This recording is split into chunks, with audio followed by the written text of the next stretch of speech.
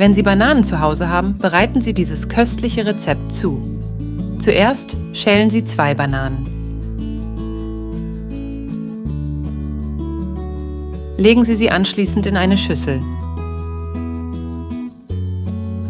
Danach fügen Sie 2 ganze Eier hinzu und pürieren Sie alles mit einem Mixer sehr gut, bis eine Paste entsteht. Fügen Sie einen Esslöffel Zucker und 200 Milliliter Milch hinzu. Pürieren Sie erneut, bis Sie eine gleichmäßige Mischung erhalten. In einer Pfanne geben Sie 150 Gramm Zucker hinzu und rühren um.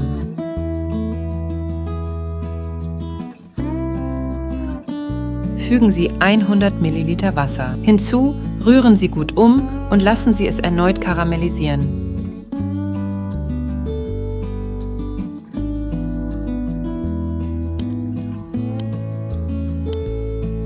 Gießen Sie den gesamten Karamell in eine Backform und bewegen Sie ihn mit den Händen gut, um den Boden gleichmäßig zu bedecken.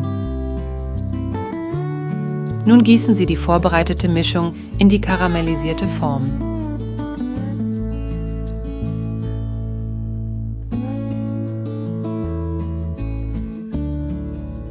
Decken Sie sie mit nasses Backpapier ab. Geben Sie in ein größeres Backblech genügend Wasser für ein Wasserbad und stellen Sie die Form mit der Mischung hinein. Backen Sie alles im vorgeheizten Ofen bei 180 Grad Celsius für 50 Minuten. Sobald es gebacken ist, stürzen Sie den Pudding aus der Form und fertig. Unser köstlicher Bananenpudding ist servierbereit. Es ist ein einfaches und leckeres Rezept. Schneiden Sie ein Stück ab und probieren Sie es. Der Geschmack ist unwiderstehlich.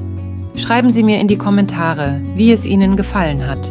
Und wenn es Ihnen geschmeckt hat, vergessen Sie nicht, unser Video zu liken. Sind Sie noch nicht Teil unseres Kanals? Klicken Sie auf die Schaltfläche Abonnieren, damit Sie kein neues Rezept verpassen.